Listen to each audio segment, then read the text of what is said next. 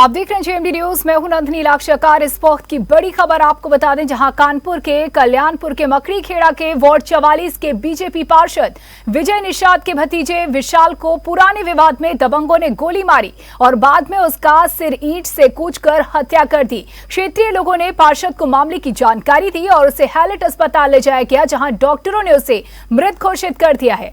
घटना की सूचना मिलती ही वहां मौके पर पुलिस और फॉरेंसिक टीम जांच पड़ताल में जुट गई है। इस घटना की जानकारी होते ही एसीपी और एडीसीपी के साथ साथ कई थानों का फोर्स भी मौके पर पहुंच गया है। तो कानपुर का ये मामला, जहां बड़ी वारदात सामने आई है, पार्षद के भतीजे की हत्या कर दी गई, गोली मारकर विशाल युवक की हत्या की गई है। आपको बता दें कि क्षेत्र के रहने वाले दबंगों ने दौड़ा करके विशाल उर्फ पोपो के सिर में गोली मारकर हत्या कर दी। तो मामला कानपुर का आपको बता रहे हैं, जहां ये सनसनीखेज वारदात सामने आई है। गोली मारकर युवक की हत्या कर दी गई। 18 वर्षीय युवक बताया जा रहा है, विशाल उर्फ पोपो नाम है इस युवक का, पार्षद का भतीजा, जिसकी गोली मारकर हत्या कर दी गई। तो घटना की सूचना मिलते ही पुलिस और फॉरेंसिक टीम मौके पर पहुंच चुकी है, जांच पड़ताल में जुट गई है। मेरे भाई को बुला के, मेरा भाई बाहर बैठा था, उसको बुला के सर उसको सर मारे ने। क्या कोई पुरानी रंजिश थी सर? पुरानी रंजिश 1 साल पहले दीपावली में झगड़ा हुआ था सर, उसी की वजह से। कौन लोग थे? मेरे गांव के सर 5-6 लोग थे। क्या नाम है उसका? नाम है, 2 भाई थे, सलेन, सोनू, उसके बाप का नाम था रामकुमार सर उसका साथ देते सब घर वाले पूरा साथ। और मेरे दादा का लड़का विकास है, उसका बाप है। सब मतलब जितने लोग थे सब उसके घर वाले साथ देते थे उनके। देखिए, थाना कल्याणपुर के ग्राम मकड़ी खेड़ा में आज रात 10:30 बजे एक 20 वर्षीय युवक की उसके सगे ताऊ के लड़के ने अपने कुछ दोस्तों के साथ उसके घर गया था और उसे बाहर बुला करके ले गया। थोड़ी दूर ले जा करके कुछ पारिवारिक झगड़े की बात को लेकर के उसे गोली मार दिया। सूचना पर तत्काल पुलिस पहुंची थी, घायल को अस्पताल पहुंचाया गया, जहां दौरान इलाज उसकी मृत्यु हो गई है। मृतक के पिता की तहरीर पे थाना कल्याणपुर पर 302 IPC का अभियोग पंजीकृत कर लिया गया है। हमारी 5 टीमें आरोपियों की गिरफ्तारी के लिए गई हुई हैं। बहुत शीघ्र हम उनकी गिरफ्तारी करके विधिक कार्रवाई करेंगे। तो इस खबर पर और जानकारी देने के लिए कानपुर से हमारे संवाददाता अंकित शुक्ला हमारे साथ लाइव जुड़ चुके हैं। अंकित, आपसे जानना चाहेंगे, क्या कुछ ये पूरा मामला बताया जा रहा है और क्या कुछ अब तक कार्रवाई पुलिस की ओर से? जी बिल्कुल नंदिनी, आपको बता दें कि कल देर रात कुछ दबंगों ने एक भाजपा पार्षद, जो कि वार्ड 44 के बीजेपी के पार्षद हैं, उनके भतीजे को दौड़ाकर क्षेत्र में गोली मारकर और ईंट से कुचलकर उसकी निर्मम हत्या कर दी। उसके बाद जब उसकी सूचना आसपास के लोगों को लगी और उसके घर वालों को लगी, तो मौके पर घर वाले वहां पर पहुंचते हैं और उसको आनंद फानंद में हैलेट इमरजेंसी ले जाते हैं, जहां पर डॉक्टरों ने उसको मृत घोषित कर दिया।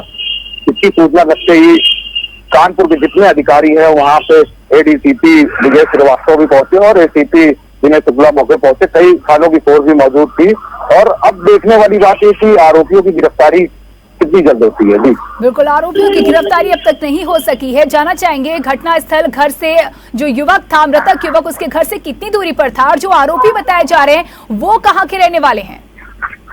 जी बिल्कुल, आपको बता दें कि युवक अपने घर से दूध लेने पड़ोस की दुकान पे गया हुआ था और जो दबंग वहाँ के आरोपी हैं वो भी वहीं के आसपास रहने वाले हैं। और मेन बात आपको बता दें कि ये जो युवक जिन्होंने हत्या करी है, ये भी इसके परिवार के चचेरे भाई लगते हैं। उन्हीं ने वहां पर उसको बुलाया और दौड़ा के इसके सर पे 315 बोर के तमंचे से फायर करके उसकी हत्या कर दी, जिससे वो गिर गया और उस नाले में गिरने के बाद उसको ईंटों से उसका चेहरा बिगाड़ने की कोशिश करेगी। जब आसपास के लोगों ने वहां पर हल्ला मचाया तो उसके बाद वहां से वो हमलावर भाग निकले। जी बिल्कुल, जानना चाहेंगे, जिस तरीके से पड़ोसी बताए जा रहे हैं, परिवार का मामला कहीं ना कहीं माना जा रहा है इसको, पुरानी रंजिश किस तरीके की रंजिश थी जिसके चलते इतनी सनसनीखेज वारदात को अंजाम दिया गया?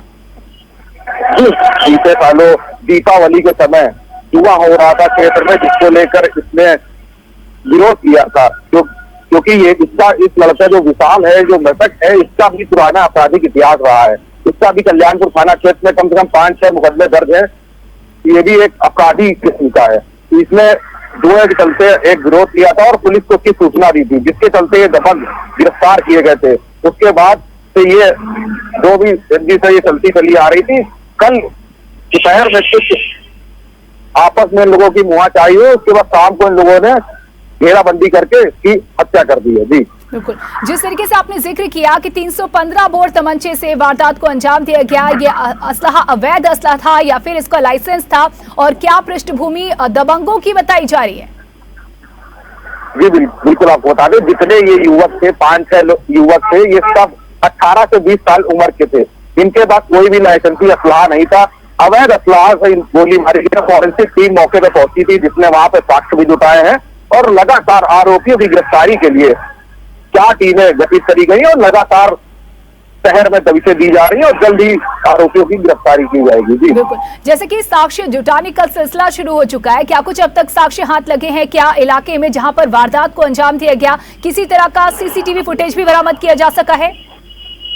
जी बिल्कुल आपको बता दें, जब रात में ब्रिजेश श्रीवास्तव डीसीपी से बात करी गई तो उन्होंने साफ तौर पर बताया कि आसपास के लगे हुए जो भी पेट्रोल पंप है या रोड पे जो भी सीसीटीवी नगर निगम द्वारा लगाए गए हों, क्षेत्रीय जनता के द्वारा लगाए गए, उन सीसीटीवी को खंगाला जा रहा है।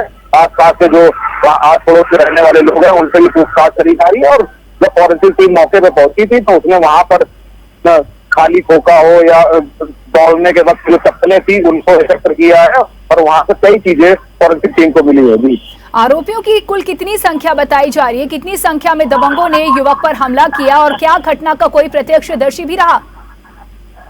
जी, मृतक के भाई के द्वारा जो बताया गया है, कम से कम 5 से 6 लोग नाम जिनको वो जानते हैं, उनके नाम तहरीर के द्वारा दिए गए पुलिस को, मगर उनके साथ कम से कम 5 अज्ञात लोग उनके साथ थे।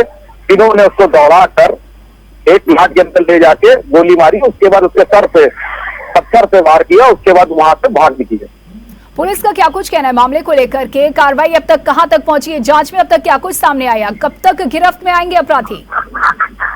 जी बिल्कुल आपको बता दें, जब रात में एडीसीपी साहब से बात करी थी तो उनका साफ तौर पर कहना था कि लगातार यहाँ पर टीमों को लगा दिया गया और बहुत ही जल्द इस मामले में आरोपियों को खुलासा किया जाएगा। और रही बात जो साक्ष्य है उनकी भी फॉरेंसिक टीम जांच कर रही है और जल्दी सीसीटीवी कैमरे हैं उनके फुटेज निकाले जाएंगे और सर्विलांस की मदद से जल्द ही इनकी गिरफ्तारी करी जाएगी और पिता की तहरीर पर मुकदमा दर्ज किया जाएगा। जी बिल्कुल, जैसा कि आरोपियों समेत मृतक युवक का भी जो पृष्ठभूमि है वो आपराधिक बताई जा रही है, लेकिन बीजेपी पार्षद का भतीजा बताया जा रहा है युवक, तो क्या भूमिका रही बीजेपी पार्षद की वारदात के बाद से?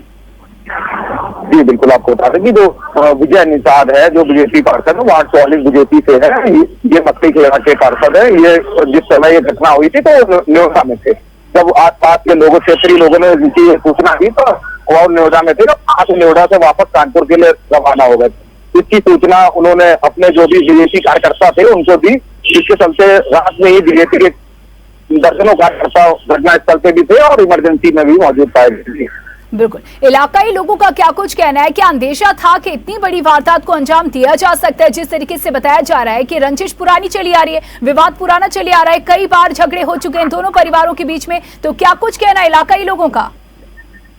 जी, तो आसपास पड़ोस के लोग हैं और जो इनके परिजन हैं उनका साफ तौर पर कहना है कि कल दोपहर में जो भी कहा सुनी आसपास में हुई थी उसको लेके पिता ने इसको डांटा लड़के हुई, तुम घर से बाहर मत निकलना, वो लोग दबंग प्रकृति के हैं, कुछ भी घटना कर सकते हैं। मगर शाम को जब घर से वो सामान लेने के लिए पड़ोस की दुकान पे जाता है तो ये लोग पूरी तरीके से घेराबंदी करके बैठे हुए थे और जैसे ये बाहर निकलता है तो थोड़ी दूर पे 500 मीटर दूर पे उसको वहां पे ईंटे से लेकर दौड़ाते हैं तो वो रोड के आगे निकलता है। उसके बाद एक युवक ने तमंचे से उसके सर पे चनपटी पे फायर कर दिया, जिसके चलते वो वहीं पे गिर गया। उसके बाद पत्थर से उसके सिर कई वार करे, उसके बाद उसकी वहीं पे मौत हो गई। मगर जो आसपास के लोग थे, परिजन थे, वो वहां से उसको ले जाके हैलट ले गए, मगर वहां पे डॉक्टरों ने उसको मृत कर दिया। बिल्कुल, बात अगर की जाए मृतक के परिवार की, तो परिवार में कौन कौन शामिल है? कितने लोग मृतक के परिवार में देखे जा रहे हैं? क्या कुछ प्रतिक्रिया उनकी इसके बाद से, इस वारदात के बाद से?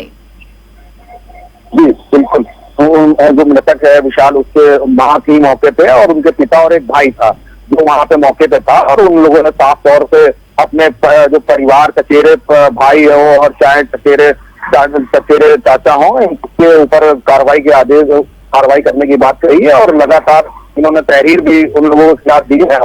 काफी पुराना अब पुलिस इसकी जांच पड़ताल कर रही है कि क्या मामला सामने खुल के आता है, वो तो खुलासे के बाद ही पता चलेगा जी। बिल्कुल अंकित, जानना चाहेंगे जिस तरीके से आपराधिक पृष्ठभूमि का देखिए जिक्र यहाँ पर सामने आ रहा है, क्या कुछ ये मृतक जो इसकी उम्र तो महज 18 वर्ष बताई जा रही है, क्या ये विद्यार्थी था या फिर किसी तरह का व्यवसाय या नौकरी शुरू कर दी थी, किस तरीके की पृष्ठभूमि बताई जा रही है? जी, हाई स्कूल में ये लड़का प्राइवेट हाई स्कूल की पढ़ाई कर रहा था किसी गांव के किसी कॉलेज से, और इसकी ये क्षेत्र में इधर उधर घूमता था और अपराधी प्रवृत्ति का था। अब आप समझते हैं कि किस तरीके का इसका नेचर होगा, लगातार लोगों की इधर उधर फोन कॉल करना, लोगों को परेशान करना, लगातार इसके ऊपर कई आरोप जो क्षेत्रीय लोग थे, चाहे पुलिस से भी बात करेंगे, उन्होंने भी यही बताया कि पुराना अपराधी था। इसके ऊपर 5 मुकदमे कल्याणपुर थाने ने गंभीर धाराओं में दर्ज हैं। शुक्रिया अंकित इन तमाम जानकारियों के लिए। तो आपराधिक पृष्ठभूमि दोनों ही पक्ष की बताई जा रही है। आपको बता दें कि पुरानी रंजिश के चलते इस सनसनीखेज वारदात को अंजाम दिया गया। पार्षद के भतीजे की गोली मारकर हत्या कर दी गई। पुरानी रंजिश के चलते पार्षद के भतीजे की गोली मारकर की गई हत्या। बड़ी खबर इस वक्त की कानपुर से। और फिलहाल इस बड़ी खबर में इतना ही। देखते रहिए JMT न्यूज।